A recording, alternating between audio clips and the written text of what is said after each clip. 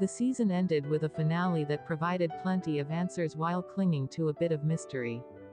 Season 4, Episode 6, Part 6. One of the tricky parts of a ghost story like True Detective, Night Country, is the banal, inevitable business of having to explain events that were once teasingly inexplicable. It is more haunting, for example, to imagine a supernatural force turning terrified scientists into an Arctic corpsicle, than to learn that they were commandeered by a vigilante band of indigenous women taking justice into their own hands. This is the risk the creator Issa Lopez has courted all season, as the show's procedural elements have been intermingled with obscure symbols, hidden traumas and outright ghostly hallucinations. In order to solve the practical mysteries facing Danvers and Navarro, it would have to come crashing back to Earth. Yet the achievement of this flawed but compelling finale is that Lopez succeeds in having her cake and eating it, too. The important whodunit questions about the deaths of Annie K. and the scientists have concrete answers, but she's unwilling to sell out the spiritual and psychological unrest that's unique to this locale. From the beginning, the strongest element of Night Country has been its evocation of Ennis, Alaska, as this northernmost outpost of humanity, a border town to oblivion. There have been several moments, including a few in the finale, where a character is one step away from disappearing into nothingness, like Werner Herzog's deranged penguin in Encounters at the End of the World. The big revelations start hitting before the opening credits here, as Danvers and Navarro bust into the ice cave system in the middle of a storm that looks formidable even by Ennis standards. Yet Lopez is still unwilling to part with the uncanniness that's been such an important piece of the intrigue. As they make their way through the caves, Navarro peels off through a narrow crevasse, certain that she hears Annie leading her to where they need to go. That's more than a detective's instincts at work, that's a sixth sense. And Lopez validates the moment when the two discover the secret lab where Annie was murdered. The connection between Annie's case and the dead scientists had been something Danvers and Navarro had worked hard to connect, from the romantic relationship between Annie and Raymond Clark to the shady financial arrangement between the mine and the lab, which needed help in finessing its pollution numbers.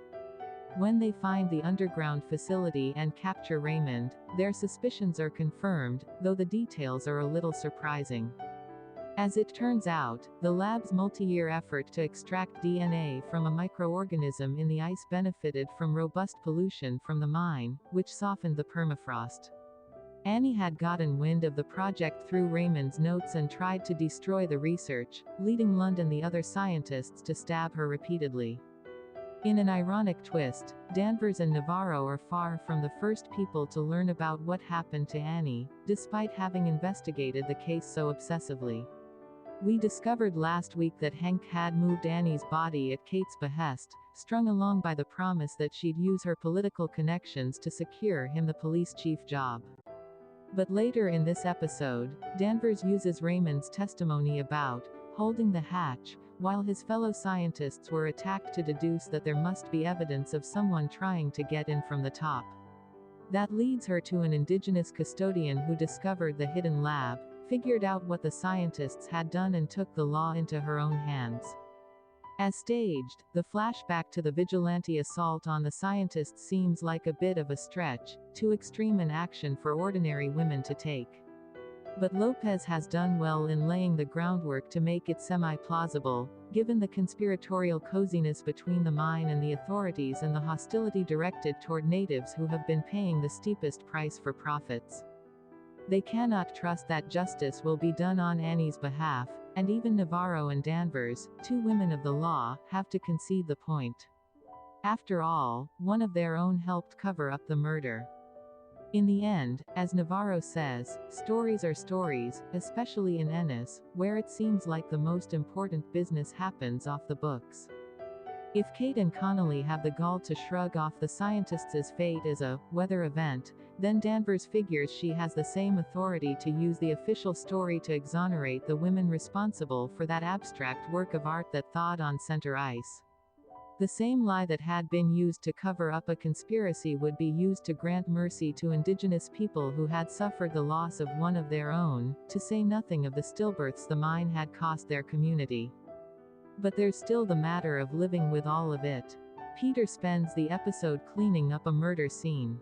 When Rose helps him slip his father's corpse into the sea, she does him the mercy of having him turn away while she punctures the air out of his lungs to keep him from floating.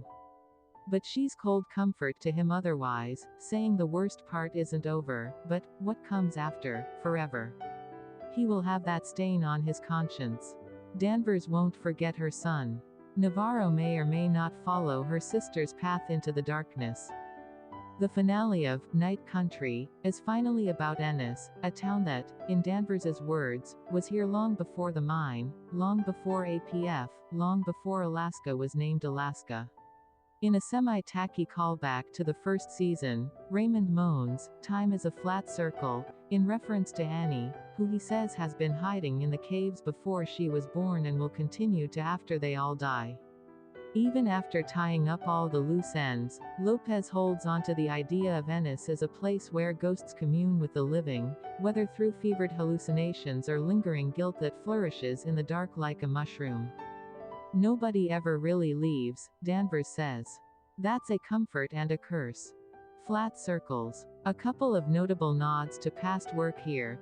The hatch leading to the secret lab feels like a hat tip to Lost, the ultimate TV puzzle box, and Navarro slowly gaining consciousness as Raymond drags her along the floor recalls Shelley Duvall trying to drag Jack Nicholson to the kitchen storage room in The Shining.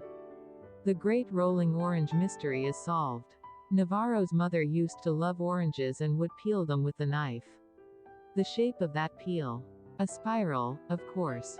Raymond genuinely loving an indigenous woman while actively conspiring against her and her community makes this season of True Detective an ideal pairing with Killers of the Flower Moon.